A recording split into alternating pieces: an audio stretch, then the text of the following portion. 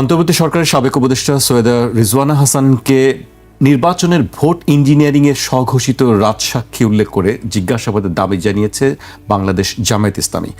একই সঙ্গে অন্তর্বর্তী সরকারের সাবেক জাতীয় নিরাপত্তা উপদেষ্টা ও বর্তমান সরকারের পররাষ্ট্রমন্ত্রী খলিলুর রহমানকে লন্ডন কনস্পিরেসির জনক ও গাদ্দার উল্লেখ করে জিজ্ঞাসাবাদের আওতায় আনার পাশাপাশি মন্ত্রীর পদ থেকে অপসারণের দাবি জানিয়েছে জামায়াত ইসলামী।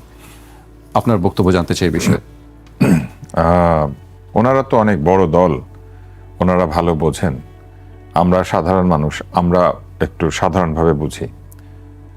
এই দুই উপদেষ্টা সিলেক্টেড হয়েছিলেন তখন এই রাজনৈতিক দলগুলি সেখানে ছিলেন, এই সিলেকশন প্রসেসের মধ্যে তারা যুক্ত ছিলেন।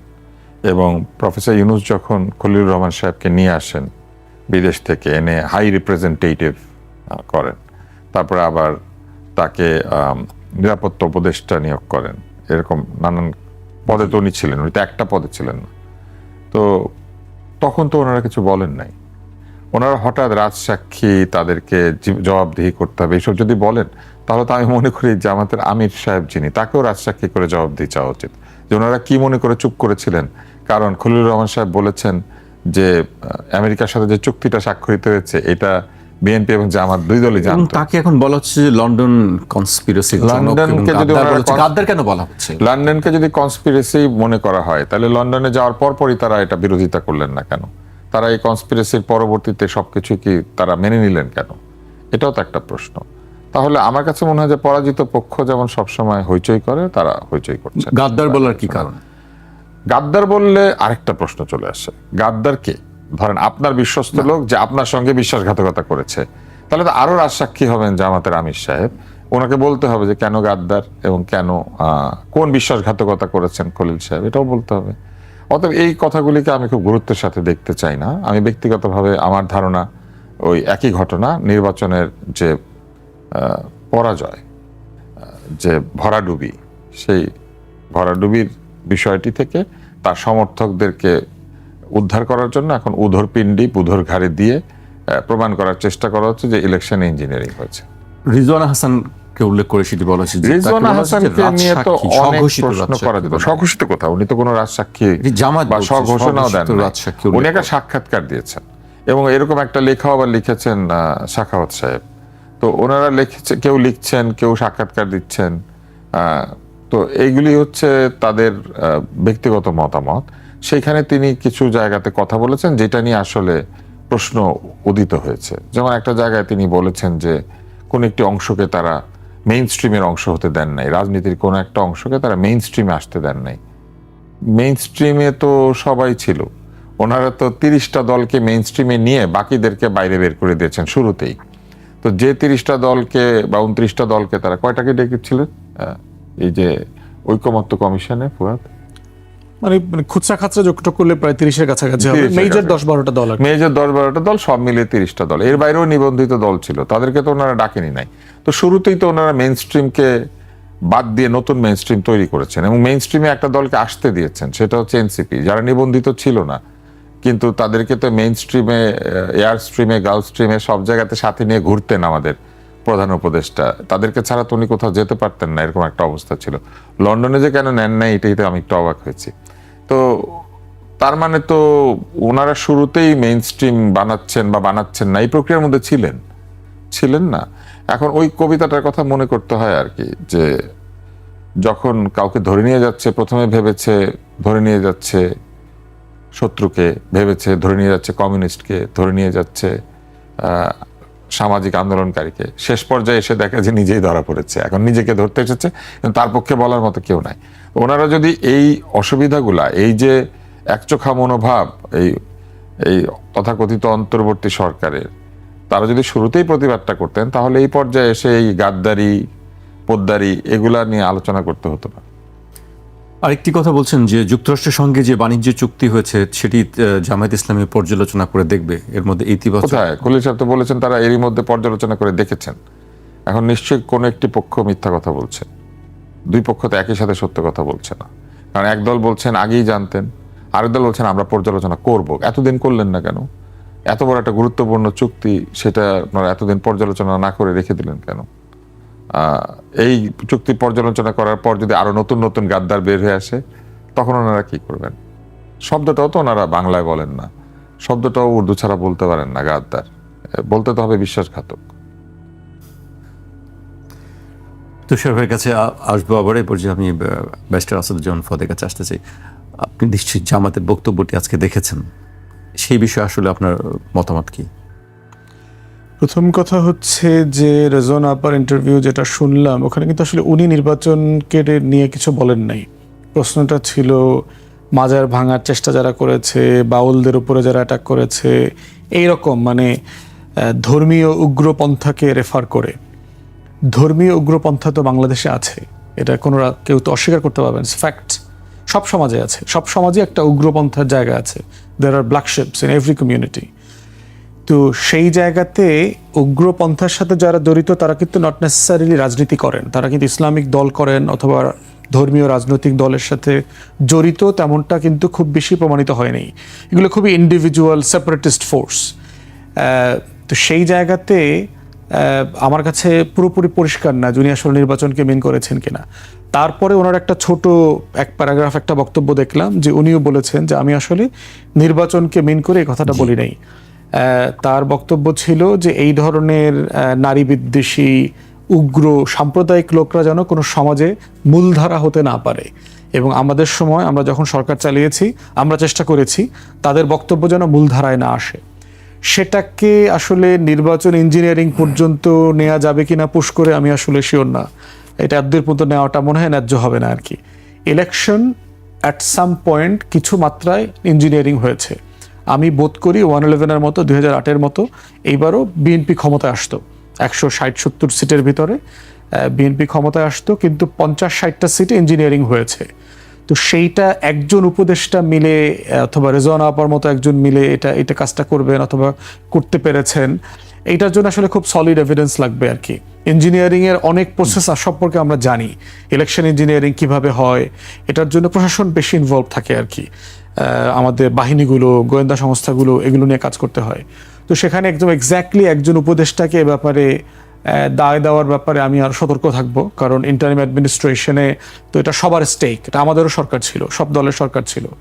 তো সেক্ষেত্রে আমার মনে হয় যে রেজওয়ানা আপার উচিত উনি বিষয়টাকে আরেকটু পরিষ্কার করে দেওয়া, উনি আসলে কি বলেছেন, কি মিন করেছেন।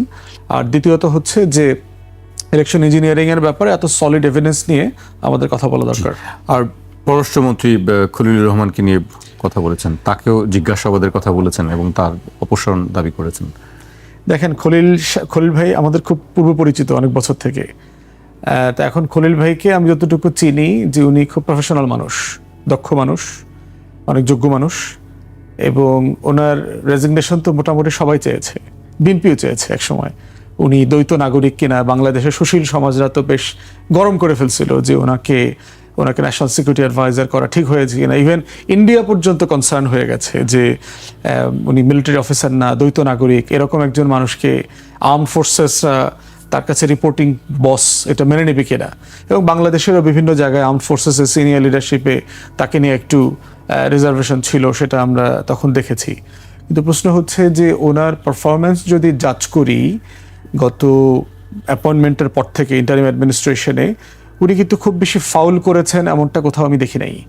বরং রোহিঙ্গা ইস্যুটাকে ইন্টারন্যাশনালাইজ করা, তাকে লন্ডন কনস্পিরেসির জনক বলা হচ্ছে কেন, বা গাদ্দার এই শব্দগুলো কেন সেটা আপনি বলতে পারেন যে উনি অতিমাত্রায় এটা শুধু তো দেখেন, এই কাজটা তো প্রধান উপদেষ্টা ছাড়ার মানে অনুমোদন ছাড়া এই কাজটা হইতে পারে না। এবং শুধু তাই না, প্রধান উপদেষ্টা অবশ্যই নিজস্ব আরো কোনো উপদেষ্টাকে বলেছেন এরকম একটা মিটিং অ্যারেঞ্জ করার ব্যাপারে, যাওয়ার ব্যাপারে। তো সেক্ষেত্রে এই প্রশ্নটা তোলার সুযোগ যেমন আছে, আবার ডক্টর খলিলকে এককভাবে এই দায়ও দেওয়া যাবে না। এটা করে থাকলে প্রধান উপদেষ্টা সহ কয়েকজনে মিলিয়ে এটা করেছেন। করায় লাভ ক্ষতি কি হয়েছে? লাভ ক্ষতি যেটা হয়েছে, বিএনপির সাথে সরকারের টেনশন চলছিল, টেনশনটা কমে গেছে। ক্ষতি যেটা হয়েছে যে সরকার প্রচ্ছন্নভাবে একটা দলের প্রতি হেলে গেছে, এরকম একটা মেসেজ আসছে। এবং দেশে আসার পরেও যে পরিমাণ তাকে প্রোটোকল দেওয়া হয়েছে, নিরাপত্তার জন্য নাগরিকের প্রোটোকল একটা, কিন্তু যে লেভেলের এসএফ লেভেলের প্রোটোকল দেওয়া হয়েছে, এতে পুরো প্রশাসন কিন্তু বায়াসড হয়ে গেছে। এবং যার ফলাফল আমরা নির্বাচনে দেখেছি, প্রশাসনকে দিয়ে আমরা কোনো কাজ, নিরপেক্ষতার কাজ করাইতে পারি নাই। প্রশাসন লেভেল প্লেইং ফিল্ড তৈরি করে নাই। কারণ প্রশাসন ধরে নিয়েছে, অন্তর্বর্তীকালীন সরকার যে মেসেজ দিয়েছে যে এইরকম একটা সরকার আসবে, অথবা ওইদিকে ঢেলে যাও, ওইদিকে মানে রুজু হয়ে যাও, বায়াস্ট হয়ে যাও। তো সেই যে আমরা দেখতে পাচ্ছি, এবং যারা হয় নাই তাদেরকে কিন্তু আপনার পদটা ইতিমধ্যে খেয়ে ফেলে ডাম্পিং পোস্ট দিয়ে দেওয়া হয়েছে। তো ডক্টর খলিলের ব্যাপারে মনে হচ্ছে, এবং উনি কিন্তু ইন্টারভিউতে ফরেন পলিসির ব্যাপারে পরিষ্কার করে বলেছেন যে উনি শহীদ জিয়ার রাজনীতিতে ফেরত যাবেন, দিল্লির আধিপত্যবাদ বা বাংলাদেশের ন্যাশনাল ইন্টারেস্ট, সভরেন্টি, এই কোশ্চেনগুলো প্রাইম জায়গাতে আসবে। তো সেখানে ওনার পারফরমেন্সকে এখনো প্রশ্নবিদ্ধ করার মতো জায়গাতে আমি দেখি নাই। ইরান ইস্যুতে ওনার বক্তব্যটা খুবই লাইট হয়েছে, উনি আমেরিকা ইসরায়েলের নাম উচ্চারণ করেন নাই। এটার একটা কারণ হতে পারে যে বাংলাদেশ এখন জেনারেল অ্যাসেম্বলির সমত চেয়ারম্যান হওয়ার জন্য কন্টেস্ট্যান্ট, তো সেখানে তো এই ভোট লাগবে অনেকের, এবং গুরুত্বপূর্ণ সুপার পাওয়ার হিসাবে আমেরিকা যদি তার অনবোর্ড না থাকে তাহলে এই ভোটে হয়তো বাংলাদেশ জিতবে না, এমন একটা বিষয় হয়তো মাথায় কাজ করে থাকতে পারে। বাট মোটা দাগে আমাকে দেখতে হবে যে উনি পররাষ্ট্রমন্ত্রী আকারে ওনার পারফরমেন্স কি, ওইটা কি আমরা সমালোচনা করব, পক্ষে বিপক্ষে, দেশের স্বার্থ সাপেক্ষে। জি, তুষার ভাইয়ের কাছে আসতে চাই। তুষার ভাই, বাংলাদেশ ব্যাংক নিয়ে অনেক কথা হয়েছে, আজকেও টিআইবির পক্ষ থেকে বলা হয়েছে তার নিয়োগ বাতিল করার দাবি জানানো হয়েছে। আজকে দেখলাম আমরা বাংলাদেশ ব্যাংকের সামনে বিক্ষোভ হয়েছে। বাংলাদেশ ব্যাংকের সামনে বিক্ষোভ হচ্ছে, সেটা গ্রাহকরা করছেন। জি, গ্রাহকদের বিক্ষোভ করার তো অনেক কারণ রয়েছে, কেননা বাংলাদেশ ব্যাংক হচ্ছে তদারককারী প্রতিষ্ঠান, রেগুলেটরি প্রতিষ্ঠান। বাংলাদেশ ব্যাংক একই সাথে বাংলাদেশের কেন্দ্রীয় ব্যাংক, যেখানে বাংলাদেশের টাকা জমা থাকে। বাংলাদেশ ব্যাংক মুদ্রা ইস্যু করে, বাংলাদেশ ব্যাংকের অনেক গুরুত্বপূর্ণ ফাংশন আছে। বাংলাদেশ ব্যাংক বাংলাদেশের মুদ্রানীতি, বাংলাদেশের মুদ্রাস্ফীতি নিয়ন্ত্রণের নীতি সবকিছু তারা ঘোষণা করে।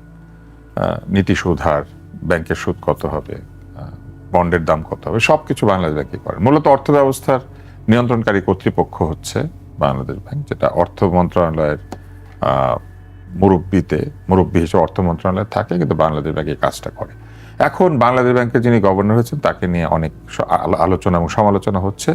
সেই আলোচনা সমালোচনাগুলি এখন প্রায় সবাই জানেন, কিন্তু আন্দোলন বিক্ষোভ হচ্ছে অন্য কারণে। বাংলাদেশ ব্যাংক এই তদারকিতে গিয়ে তারা তদারকি না করে তাদের দুর্নীতিগ্রস্ত কিছু কর্মকর্তার আশ্রয়ে প্রশ্রয়ে বাংলাদেশের ব্যাংকগুলি লুটপাট করা হয়েছে, এবং লুটপাট করা হয়েছে ঋণ ইস্যু করে। বিভিন্ন ভুয়া কোম্পানি, ঋণ ফেরত দিতে পারবে না এমন কোম্পানি, 2 দিনের কোম্পানি, এমন একটা কোম্পানি যার কিনা মালিকের এনআইডি ইস্যু হয় নাই, এরকম কোম্পানিতেও লোন দেওয়া হয়েছে, এবং বড় বড় অঙ্কের লোন, যে লোন নিয়ে আসলে টাকাগুলি সরিয়ে ফেলা হয়েছে। এমন নয় যে আমদানি রপ্তানি তো ওভার ইনভয়েস, আন্ডার ইনভয়েস করে টাকা সরানো হয়েছে। টাকা সরাসরি ব্যাংক থেকে ঋণের নামে নিয়ে নিজেদের অ্যাকাউন্টে নিয়ে তুলে নেওয়া হয়েছে। এইরকম লুট, প্রকাশ্য লুট, এটা বাংলাদেশ ব্যাংক করতে দিয়েছে। ফলে সাধারণ গ্রাহক তার টাকা ফেরত পাচ্ছে না। এখানে আমার ধারণা যে আমরা যে 3 জন আছি তাদের মধ্যে 2 জন থাকবে যাদের আত্মীয় স্বজন হোক বা নিজে হোক, তাদের ঘটনা এটা ঘটেছে। অর্থাৎ প্রত্যেকের ঘরে এই ঘটনাটা ঘটে গিয়েছে, কেউ না কেউ এখানে ক্ষতিগ্রস্ত ব্যক্তি আছে। ফলে বাংলাদেশ ব্যাংকের প্রথম দায়িত্ব হওয়া উচিত এই টাকাগুলি ফেরত করার ব্যবস্থা করা। টাকা যে কোনোভাবে ফেরত দিতে হবে। বেইল আউট করছে তারা মালিকদেরকে, তাদের বেইল আউট করবে না, তারা গ্রাহকদেরকে বেইল আউট করবে। এটা হওয়া উচিত মানে কাজ, সেটার জন্য হচ্ছে কাজটা। আর টিআইবি কেন তাকে অপসারণ করতে বলেছে, টিআইবি তো নিশ্চয়ই এটা ব্যাখ্যা করেছে। টিআইবির ব্যাখ্যায় যদি যুক্তি থাকে তাহলে সেই যুক্তি বিবেচনা করবেন সরকার। আমি অপসারণ কিংবা তাকে রাখা, দুইটার চাইতেও বেশি বলবো, সরকারের লক্ষ্য রাখা উচিত যে কোনো নিয়োগের সময় যাতে তারা এমন নিয়োগ দেন যে কাজটি তিনি করছেন তার সঙ্গে তার ব্যক্তি স্বার্থের কোনো যোগাযোগ না থাকে। ব্যক্তি স্বার্থের যোগাযোগ থাকলে আপনি যত কিছুই বলেন না কেন, কিছু না কিছু জায়গাতে ব্যক্তি স্বার্থ এবং রাষ্ট্রের স্বার্থ এটা দ্বন্দ্বের মুখোমুখি পড়বে। তো যিনি বাংলাদেশ ব্যাংকের গভর্নর হয়েছেন তিনি ব্যবসায়ী, তার ঋণ রিশিডিউল করানো হয়েছে। তিনি এমন কোনো একটি প্রতিষ্ঠানের শেয়ার হোল্ডার যেটার দাম বেড়ে চলেছে, যেই প্রতিষ্ঠানের শেয়ার হোল্ডার আবার এই যে ব্যাংকের গ্রাহকরা যার বিরুদ্ধে আন্দোলন করছেন, ব্যাংক লুটেরা এস আলম, সে এস আলম হচ্ছে সেই কোম্পানিতে মালিক। ফলে এই যে সমস্যাগুলি তৈরি হয়েছে, এইগুলি আসলে খুবই আমি মনে করি যে গুরুতর, এবং এই সমস্যাগুলির দিকে খেয়াল রাখা খুবই জরুরি। কেননা এই যে বাইরে যে গ্রাহকরা হাহুতাশ করছেন, এদেরকে লুট করার পেছনে পিকে হালদারের সাথে সম্পৃক্ত অন্যান্য কিছু লোক, এস আলমের কোম্পানিগুলি, এবং এস আলম শুধু নয়, এস আলমের বন্ধুস্থানীয় কোম্পানি এবং কিছু ব্যাংকের মালিক, কিছু ব্যাংকের বোর্ড অফ ডিরেক্টরসের সদস্যরা, এরা মিলে একটা সিন্ডিকেশনের মতো তারা এই ব্যাংকগুলিকে লুট করেছেন। আজকে সাধারণ লোকের প্রভিডেন্ট ফান্ড, গ্র্যাচুইটি, পেনশনের টাকা, অনেক বিধবার সংসার চালানোর টাকা, অনেক অসুস্থ লোকের ঔষধের টাকা, যারা মাসে মাসে লাভ নিয়ে এগুলো করতেন, কারো বিশেষ শিশুর জন্য জমিয়ে রাখা শেষ দিনের সঞ্চয়, এই জিনিসগুলি লুট হয়েছে। এইগুলি কোনোভাবে ক্ষমার যোগ্য না। এবং এই ক্ষমার অযোগ্য অপরাধকারীর প্রতিষ্ঠানে যদি গভর্নরের শেয়ার থাকে, তাহলে এটা তো খুব ভয়ঙ্কর। কেননা আমি আগের গভর্নরের কথা বলি, এই যে তালুকদার সাহেবের পরিবার পরিজনের শেয়ার আছে বলে অভিযোগ ছিল বেস্ট হোল্ডিংসে, যেই বেস্ট হোল্ডিংসে আবার শেয়ার ছিল নাফিস শারাফাত এবং কি বলে বেনজির সাহেবদের। আবার সেই বেস্ট হোল্ডিংসের মালিক ছিলেন বিএনপির একজন পুরনো এমপি, যিনি আবার দেশের একটা বড় হোটেলের মালিক। এই যে বড় লোকদের মধ্যে নেক্সাস এবং তাদের মধ্যে মিলেমিশে টাকা পয়সা হাফিস করার চেষ্টা, টাকা পয়সা লুটপাট করার যে প্রচেষ্টা, সেই প্রচেষ্টার একটি কোম্পানির মধ্যে যদি বাংলাদেশ ব্যাংকের গভর্নরের মানে শেয়ার থাকে, আমার মনে হয় এগুলি আগেই বিক্রি করে দিয়ে বা সরে গিয়ে এটা করা উচিত ছিল। কেন জানেন? পুরো শেয়ার মার্কেট পড়ে আছে, শেয়ার মার্কেটের দাম বাড়ছে না, শেয়ার মার্কেট নিয়ে সবাই খুব চিন্তিত। ব্যাংকের শেয়ারের দাম 10 টাকার শেয়ার 5 টাকা, 4 টাকা, 3 টাকা গিয়ে পৌঁছেছে। যে 5টা ব্যাংকে একীভূত করা হচ্ছে, এই একীভূত করা ব্যাংকগুলোর যে শেয়ার, সেগুলির মূল্য শূন্য করে দেওয়া হয়েছে। সাধারণ মানুষের পয়সা শেয়ার মার্কেটে বিনিয়োগ করেছে, শেয়ারের দাম শূন্য, তারা সর্বশান্ত হচ্ছেন না। অথচ সেই একই শেয়ার মার্কেটে একটি প্রতিষ্ঠানের শেয়ারের দাম বাড়ছে, ওই প্রতিষ্ঠানটা কি করে যে সেটা শেয়ারের দাম বাড়ছে? এই যে আবারও এস আলমদের লাভ করার একটা চেহারা দেখা যাচ্ছে,